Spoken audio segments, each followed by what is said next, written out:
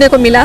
تو بہت ساری سملیرٹیز ہے ایکچولی دیکھا جائے تو اچھا ہے, بہت اچھا ہے. یہ کرتے رہے تو بہت اچھا رہے گا, کیونکہ بیکار کی چیزیں بہت باتیں ہوتی ہیں جو ہم لوگ اوائڈ کر سکیں. کہ ہندو عورتیں جب مسجد میں آئیں تو ان کی آنکھوں سے آنسوؤں کا سیلاب, یہاں تک کہ دلت عورتوں نے کہا کہ ہم آج تک مندر میں نہیں جا سکے مگر آپ نے مسجد میں بلا کر ہم کو بہت سمان دیا.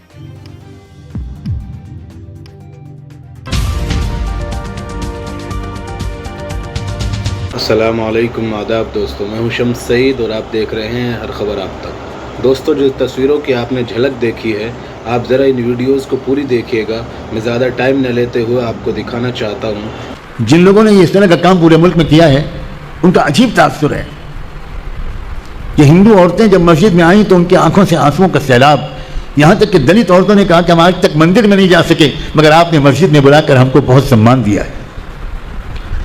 وہاں باقاعدہ ہمارے بہت سے دوست احباب ان کو غیر مسلموں کو سمجھاتے ہیں کہ دیکھیے ہم اذان دیتے ہیں, اذان ہم دیتے ہیں اور بتاتے ہیں اذان کا ترجمہ کر کے کہ اذان میں ہم کیا کہتے ہیں. آج تک ہم اپنے پڑوسیوں کو نہیں بتا پائے کہ اللہ اکبر کا کیا مطلب ہے. ان میں سے کچھ یہی سمجھتے رہتے ہیں کہ مسلمان دن میں 5 بار مہاراجہ اکبر کو یاد کرتے ہیں. کیسے افسوس کی بات ہے. اس کے بعد وضو کر کے دکھائیے کہ ہم لوگ وضو میں کیا پڑھتے ہیں اور کیا کرتے ہیں. ہر 5 وقت ہم کو باوضو رہنا پڑتا ہے. اس کے بعد آئیے نماز پڑھ کے دکھائیے باقاعدہ ترجمہ کر کے, دیکھیے ہم یوں کر کے اللہ اکبر کہتے ہیں, اور اس کے بعد ہم ثنا پڑھتے ہیں, ثنا کا یہ مطلب ہے. اس کے بعد ہم اعوذ باللہ بسم اللہ پڑھتے ہیں, اس کا یہ مطلب ہے. اس کے بعد ہم سورہ فاتحہ پڑھتے ہیں, اس کا یہ مطلب ہے. اور اس کے بعد ہم پڑھتے ہیں قل هو اللہ احد اللہ الصمد. اب آپ اس کو دعوت نہیں دے رہے, آپ اس کے سامنے توحید کو بیان کر رہے ہیں. اور اس کے بعد ہم رکوع میں جاتے ہیں اللہ اکبر کہتے ہوئے. پھر رکوع میں ہم کیا پڑھتے ہیں, اس کا کیا مطلب ہے. اسی طرح پوری 2 رکعت نماز کا مطلب ان کو سمجھا کر اس کے بعد ان کو کچھ چائے ناشتہ کچھ کھلائیے پلائیے, خاطر تواضع کیجیے اور کہیے کہ اب یہ سمبند ہمارا بنا رہنا چاہیے. بعض لوگوں نے بعض جگہ پر پوچھا آج تو آپ نے بلایا تو ہم آ گئے. ہم تو ہفتے میں 1 2 بار 3 بار کسی دن جمعے کے دن ہم چاہتے ہیں کہ آپ کی نماز میں آ کر پیچھے بیٹھے رہیں, دھیان میں بیٹھے رہیں, یہ نماز میں شریک ہو. کیا آپ اس کی اجازت دیتے ہیں؟ کیا بتائیں, ہم نے اپنے قومی نصب العین کو نہیں سمجھا. ورنہ بہت آسان ہے اس ملک کو دوست بنانا, اس ملک کو امن کا گہوارہ بنانا. شاید دنیا میں کسی ملک کو اپنا دوست بنانا اتنا آسان نہیں ہے جتنا بھارت کو ہے. بھارت بابر کی تلوار سے فتح نہیں ہو سکتا تھا. بھارت حضرت خواجہ معین الدین چشتی کی محبتوں سے فتح ہو. کاش کے مدرسے کے علماء ہمارے مشائخ کے راستے پر چلتے, یہ خشک مولوی نہ بنتے, صاحب ذکر بنتے, صاحب قلب نورانی بنتے, اور اس کے نتیجے میں ان کے دل میں کے اندر بہت بڑی جگہ نکل آتی سب کے لیے, سب کی محبت, سب کی خیر خواہی. انی لکم ناصح امین, یہ انی لکم ناصح امین جو نبی نے کہا تھا کہ میں تمہارا خیر خواہ ہوں کہ بھروسہ کرو, یہ مسلمانوں سے نہیں کہا تھا, یہ مشرکین سے کہا تھا.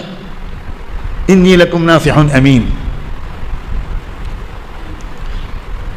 اس طرح ایک ایک گھر آگے بڑھیے, 2 2 گھر آگے بڑھیے, اور پھر اس کے بعد اور اس کی اطلاع دیجیے باقاعدہ اپنے علاقے کے پولیس اسٹیشن کو. چھپ کر کچھ مت کیجیے, پہلے ہی جا کر تھانے پہ بتائیے کہ آج ہم نے اپنی مسجد میں مسجد پریچے کا کارکرم رکھا ہے اور اپنے غیر مسلم پڑوسیوں کو بھی بلایا ہے. ایس ایچ او صاحب اگر آپ بھی مہربانی کر کے تھوڑی دیر کے لیے آ جائیے تو بہت ہی اچھا ہوگا, کیونکہ آپ نے پولیس کو پہلے اطلاع نہ کی تو کوئی اور اطلاع کرے گا جو ہمیشہ سچ بولتا ہوگا. کیونکہ جب ملک کے حکمراں ہمیشہ سچ بولے تو ملک کے عوام بھی سچ بولتے ہیں. الناس علی دین ملوکہم. آپ پہلے جا کے پولیس کو کہیے, پولیس کو پورا بھروسہ ہوگا. اور پولیس کے آفیسر جب آئیں گے مسجد تو یقین مانیے وہ وہاں تقریر کریں گے اور کہیں گے کہ اس طرح کا کارکرم ہر مسجد میں کیجیے. کیونکہ ہم پولیس کے محکمے کے دشمن نہیں ہیں. پولیس کا محکمہ کم تنخواہوں پر ہماری حفاظت کے لیے دن رات محنت کرتا ہے. مہینوں مہینوں اپنی فیملیز کے پاس جانے کا ہمارے پولیس کے بھائیوں اور بیٹیوں اور بہنوں کو موقع نہیں ملتا.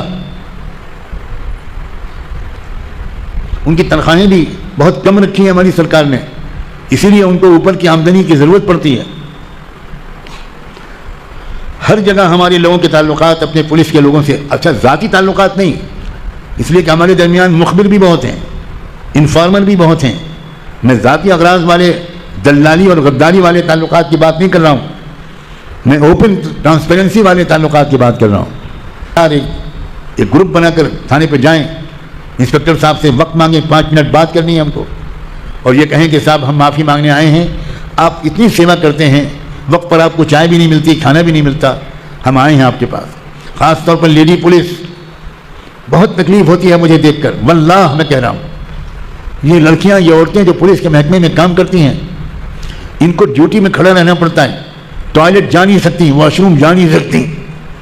ہم لوگ اپنے گھروں اور مسجدوں کے واش روم کا دروازہ کھولیں اور اپنے علاقے کے اندر ڈیوٹی کرنے والے پولیس میل اور فیمیل، پروش اور مہیلا آفیسرز اور سپاہیوں سے کہیں کہ دیکھیے آپ کو 10 گھنٹے کھڑا رہنا پڑتا ہے، اگر آپ کو واش روم جانا ہو میرا گھر حاضر ہے، ہماری مسجد حاضر ہے، آئیے اور بے تکلف واش روم یوز کیجیے.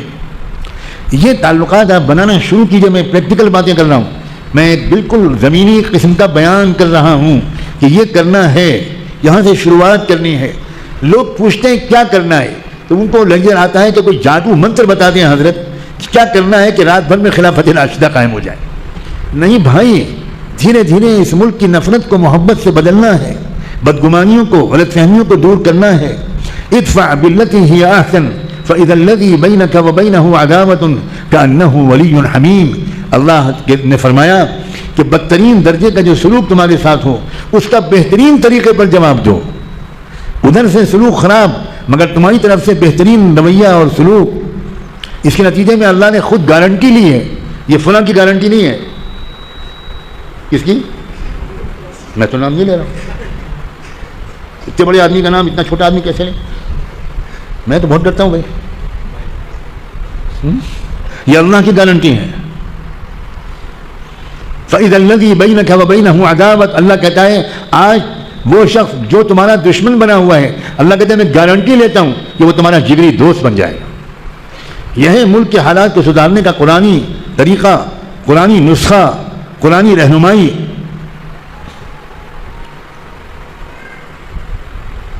بیان سننے کی عادت تو بہت اچھی ہے ہمارے لوگوں کی، لیکن اس سے آگے بڑھ کر جو سنیں اس پر عمل کریں.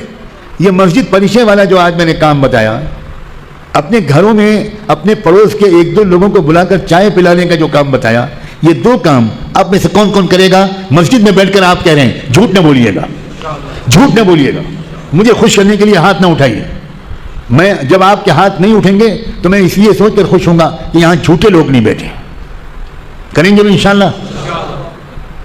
شروعات کیجیے، یہ مدرسہ شروعات کریں، یہ دارالعلوم شروعات کریں، چھوٹی چھوٹی شہر کی مسجدیں شروعات کریں، مسجد پریچے کے کاریکرم کرائیں، پڑوسیوں کو بلائیں، پولیس کے افسران کو بلائیں، پریس کے لوگوں کو بلائیں. کوئی ہنگامہ نہ کریں.